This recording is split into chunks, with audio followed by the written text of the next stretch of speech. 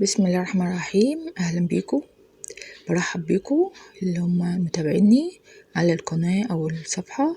هتكلم النهاردة في موضوعات مهمة جدا، خليكم معايا.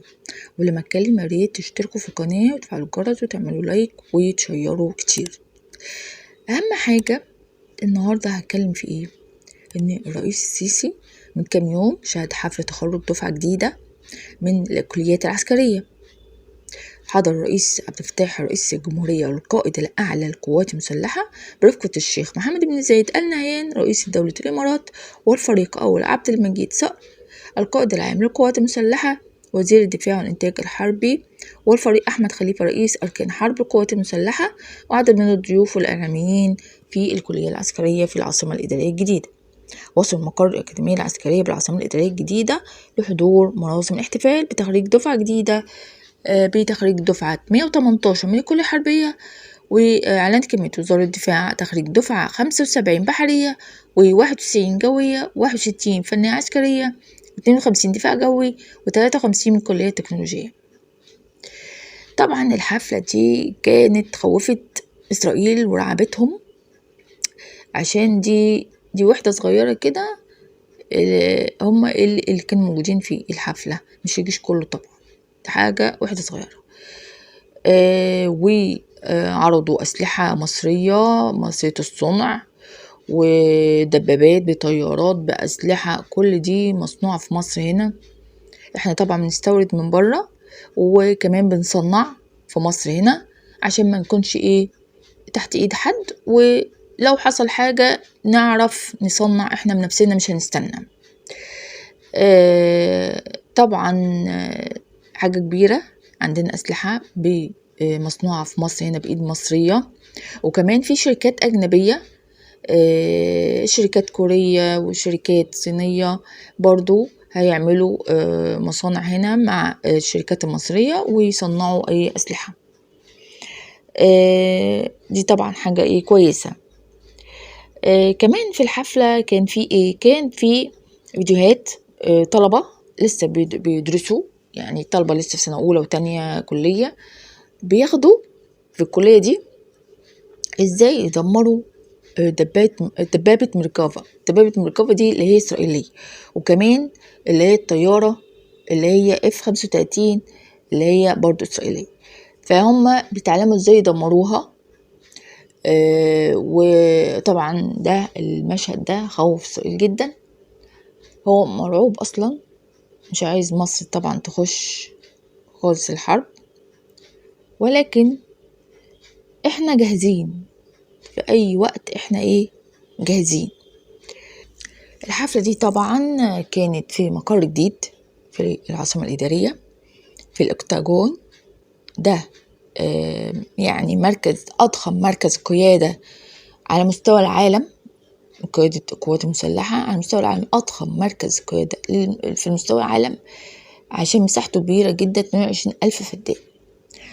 في مقر وزارة الدفاع المصرية، وفي مراكز إدارة الأزمات، ومراكز تنسيق الأعمال، ومراكز تحكم في الشبكة، ومراكز تحكم رئيسي في شبكة اتصالات، والسيطرة على خدمات الطوارئ والسلامة الميدانية، ومراكز التنبؤات الجوية، وفي كمان مركز إدارة التحكم على مرافق الدولة، وفي مخازن كبيرة، وفي مساكن، وفي أندية وفنادق وملاعب وملاعب رياضية، وفي مدارس ومشروعات تجارية، وفي مستشفيات. الأكتاجون ده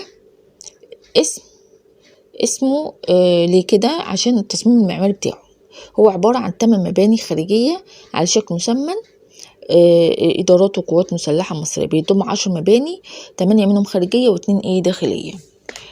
بيحتوي على كل مبنى على 8 أضلاع متصلة ببعضها البعض، مع ممرات متصلة بالقلب الهيكلي المعروف باسم المبنى الرئيسي اللي هو بيقع في المنتصف. فهو شكله جميل جدا، ويعني شكله خطير. والأخطر منه طبعا الجيش بتاعنا هو الأخطر.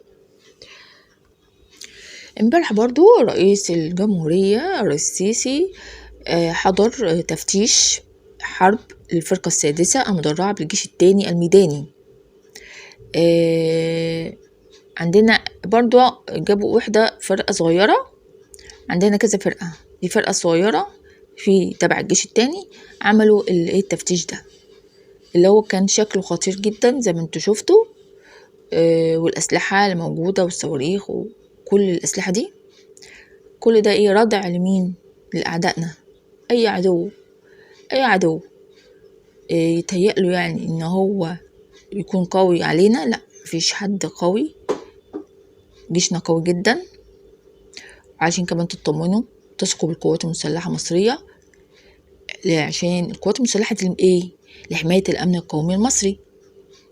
احنا بقى مش زي زمان كنا نحارب هناك ونحارب هنا في حرب ملناش دعوة بيها. لا، احنا دلوقتي اتعلمنا الدرس، احنا عشان نحمي الأمن القومي المصري. أي عدو هيجي مصر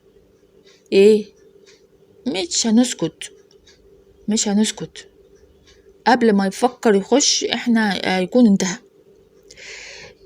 فالجيش المصري والقوات المسلحة المصرية انا بقول ده لحماية الارض المصرية بس، علشان التفكير القديم اللي بيقول لا احنا هنحارب لده ولده، لا مش هينفع. واحنا ناس هتقول طب ما احنا هو رحنا الصومال احنا بنروح كقوات حفظ السلام في الصومال، عشان الصومال فيها قلق وفيها مشاكل، فاحنا مش بنتدخل في حروب ومش بنتدخل في حاجة. واحنا كمان داخلين في الصومال او في السودان علشان الامن القومي المصري، عشان الامن القومي نمرة 1. بقول في الاخر حلقة تحيا مصر، ومتنسوش اشتراك، تفعيل الجرس، تعملوا لايك وتشاركوا كتير. وانا بقول يا ريت تتفرجوا على الفيديوهات القديمة، فيها مشاريع كويسة تتفرجوا عليها، وكمان استنوني في فيديو جديد ان شاء الله قريب. والسلام عليكم ورحمة الله وبركاته.